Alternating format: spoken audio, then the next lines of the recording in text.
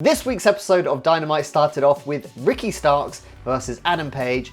I love Ricky Starks' music. If I need to get energy in the morning, I will play Ricky Starks' music. Good to see Ricky on Dynamite again. It feels like we haven't seen him wrestle on Dynamite for absolutely ages. I think he's really believable. His facial expressions are great, his promos are great, and he can go in the ring. What isn't there to love? It was a really high intensity match with some really great moves, including a pump handle full away slam from the floor. I don't think I've actually seen that move before, but super impressive. There was also a really dodgy moment where Ricky threw Adam Page into the corner so hard that Adam Page nearly tripped over and went headfirst into the turnbuckle. He somehow just about recovered. Lucky boy. There was lots of stuff that I loved about this match, including Ricky just continuously kicking Adam Page after he just kicked out. It makes so much sense. Why not just keep attacking the person if they kick out? He's not wasting any time.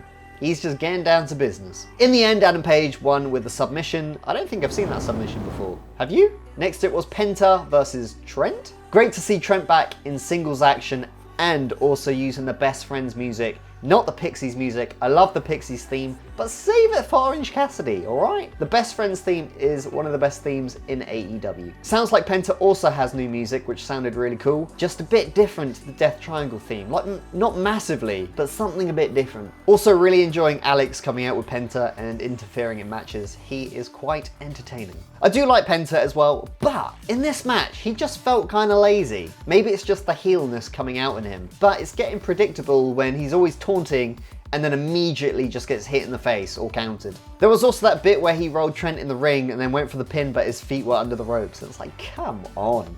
Come on. Fair play to the referee though, because I'm pretty sure if I was the referee, I wouldn't have spotted his feet were under the ropes. Penta ended up with the win. If he's now a heel, what happens with Death Triangle? There seems to be lots of tweener characters, which I have no problem with. I like the tweener characters because it keeps me guessing. I don't know if we've ever been so lucky to have a feud with so many great promos. Not just Jericho and MJF either, like the other guys can cut promos as well. We are blessed right now. Then it was time for the AEW Women's Championship match, Hikaru Shida versus Tay Conti. I really wanted Tay to win this. I feel like there needs to be a change in the championship.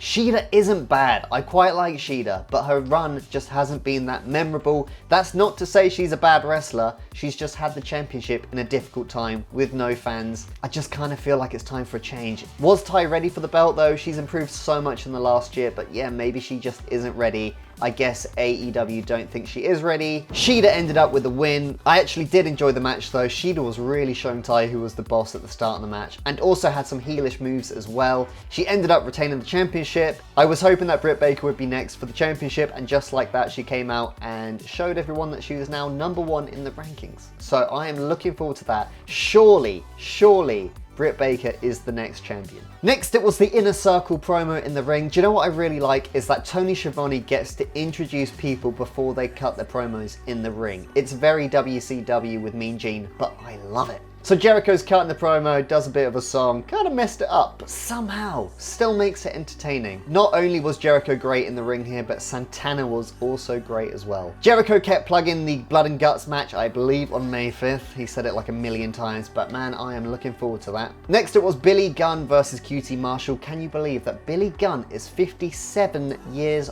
old? Think about that. I can only hope that I can move like Billy Gunn when I'm 57, and I haven't put my body through nearly as much as that guy has. The guy is jacked. He is a big dude. Kind of puts it in perspective how big everyone was in the late 90s, early noughties, because Billy never looked like the biggest guy, but in AEW he looks huge. Some cool spots in this match as well. QT put Billy in a pile driver, which that pile driver was pretty scary. Anthony Ogogo came out, interfered in the match, gave Billy the gut punch. QT hit Billy with the diamond cutter. QT picked up the win. It was an alright match. Then we went out to the Elite Truck with Omega, the Young Bucks, and the Good Brothers, all taking the piss out of Moxley and Eddie Kingston, until Eddie and Mox turned up in their truck and started smashing up the Elite Truck. This was kind of a weird segment. It didn't feel like it should have worked as well as it did. But Eddie and Mox are gold together. I don't know what it is about them. I just find them very entertaining. Then it was time for Powerhouse Hobbs versus Christian Cage. Now, I'm not sure if Hobbs has ever looked this good in a match. Christian sold everything so well, and it just made Hobbs look great. Hobbs was in control for most of this match, but Christian ended up hitting him with the kill switch out of nowhere for the win. But Hobbs looked good, man.